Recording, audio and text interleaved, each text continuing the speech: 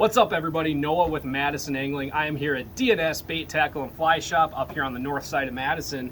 And today's video, I'm going to be showing you guys how to make a crankbait that is supposed to suspend actually suspend if it doesn't out of the package. So how many times have you bought a jerkbait that is advertised as suspending, and when you get it wet, it doesn't suspend? It happens a lot, right? Now, to be clear, the baits I'm going to talk about here, I am not crapping on these baits whatsoever. I love them, I use a ton of them, but the reality is they don't all suspend perfectly all the time. When they're mass produced, it's harder for companies to get things super dialed, right? Usually for stuff that's very dialed, they're a lot more expensive, and these are kind of more the working class jerk baits, if you will. So the bait that I'm specifically going to talk about today is the Smithwick P10 or Perfect 10 Rogue. I absolutely love these things. I have tons and tons and tons of them. In fact, here's one of about 6 boxes of these things that I have hanging out in my boat all spring long. So if you fish Green Bay, or if you fish the Madison chain with me and done the nighttime walleye stuff, you've probably used these, you've seen them in action. But I want to show you guys a quick tip for how to get a supposedly suspending jerkbait that isn't suspending to actually suspend. Now, why is that important? Well, if you're fishing in cold water, which is typically where we're fishing jerk baits, if you have a bait that's rising too fast, it just doesn't look natural and the fish are less likely to hit it.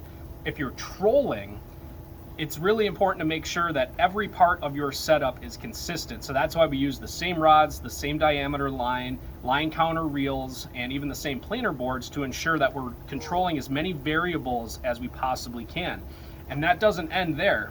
Our crankbaits are a part of that too. So if I have a spread of P10s out, let's say I have 6 of them out and 2 of those baits are buoyant and the others are suspending, I've got 2 baits that are just kind of floating around higher in the water column, and those baits might not be nearly as effective as the other ones. So by getting all of your baits to the same buoyancy, or at least really close, you're removing some of those extra variables and you're giving yourself a more consistent presentation, which is going to make you more efficient with dialing in your presentation. So what do we need to do that? We need a P10. I'm guessing this one's probably going to be buoyant. And we need these guys. These are Storm Suspendots. It's basically lead tape with some adhesive on the back. It's cut into little circles, and you add these to the bait on the belly of the bait to get the proper buoyancy that you're looking for. So we're going to crack this thing open. I'm going to show you guys how I get one of these dialed. Well, I am taking this brand new out of the box here right in front of you guys. I'm going to buy this. Don't worry, Pat. It's all right. I'm going to buy this. So this is brand new out of the package. I have a little bit of water sitting here. We're going to drop it in the water. And actually, that one's kind of close to where I like it, which is kind of interesting. So you'll notice it does have a slight float to it. Here's one that I added some Suspendots to already, and they're actually kind of similar. They're really close buoyancy wise, but I do want these things to get down a little bit easier than that. So what I'm going to do is I'm going to pull these out, and actually before I do, here's kind of one of the tricks. Come on in here, Pat.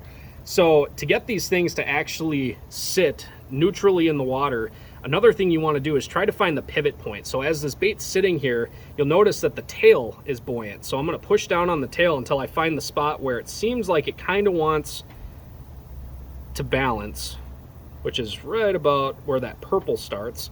So that's where I'm going to put my suspend dot. So I'm going to go ahead, pull the bait out. Don't do this when the bait's wet. Make sure you dry it off first. So a little piece of paper towel works just fine. Then we're going to take one of our little suspend dots here. And these things are kind of a pain in the butt to get apart. So I like to cut them apart with some scissors.